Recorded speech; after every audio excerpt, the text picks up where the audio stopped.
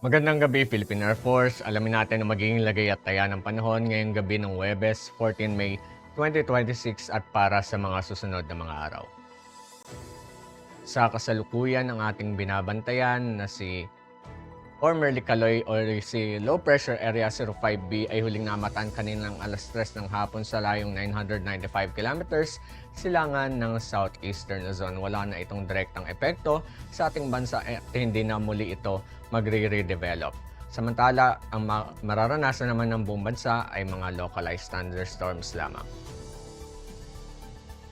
Para naman sa ating general area forecast, asahan natin ang Metro Manila, buong Luzon, ganoon na rin ang buong Visayas, at ang buong Mindanao. Tayo ay magkakaroon ng bahagya hanggang sa maulap na kalangitan na may pulupulong pagulan, pagkidlat at pagkulog. Para naman sa mga susunod na araw sa mga piling lugar dito sa ating bansa dito sa Metro Manila, Cavite, Lipa,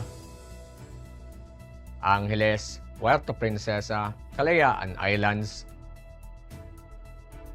Mactan, Zamboanga at Davao magmula Sabado hanggang Lunes, inaasahan ang bahagya hanggang sa maulap na kalangitan na may pulupulong pagulan, pagkidlat at pagkulog. Para naman sa ating heat index forecast, para bukas asahan natin ang 43 degrees Celsius. Ito ay nasa category ng danger.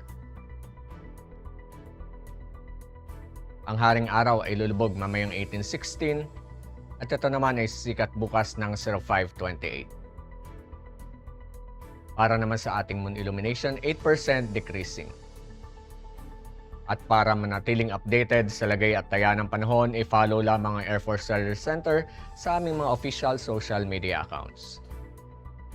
Yan naman pong latest update mula sa ating lagay ng panahon. Sa ngalan ng aming commanding officer na si Colonel Alvin John Cugador, PAF GSC, ako po si Staff Sergeant John L. T. Celsipuedes, Philippine Air Force, Weather Broadcaster ng Air Force Weather Center. Muli magandang gabi, Philippine Air Force.